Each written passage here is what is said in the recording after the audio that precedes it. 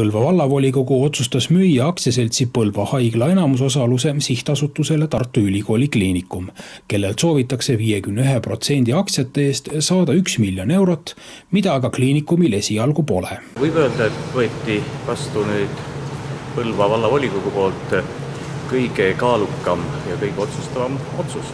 Seni kuulub 100% Põlva haigla aktsiatest Põlva vallale, aga volikogu nõustus, et 51% aktsiatest võiks kuuluda Tartu Ülikooli Kliinikumile.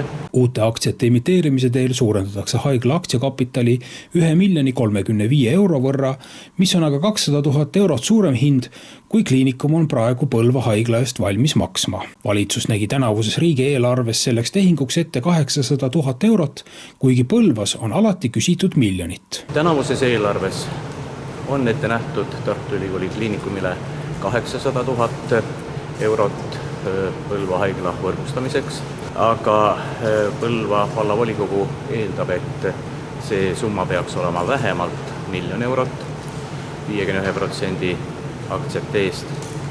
Ja siiani on antud küll suusõnalisi lubadusi, et lisaeelarvega see raha ka leitakse.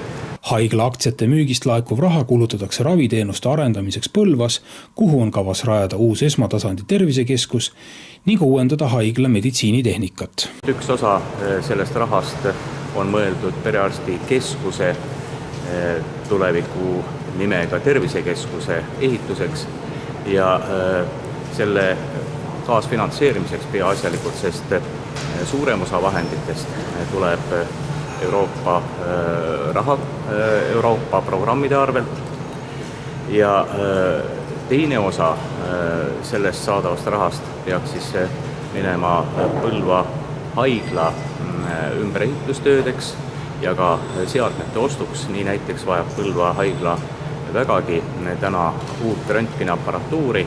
Põlva haigla aktsiate müük loodetakse lõpule viia poole aasta jooksul. Oleme valmis selleks, et praegusel puhul juba Tartu Ülikooli Kliinikum eelnevalt tasuks aktsiate eest kuni 800 000 eurot, mis hetkel nende eelarves on.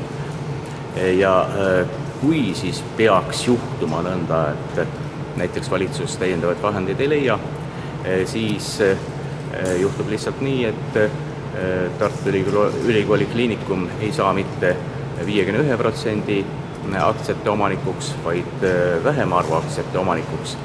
Igal juhul see jätab edaspidi võimaluse siis neid aktsiaid täiendavalt juurde osta, kui eelarvevahendid seda võimaldavad.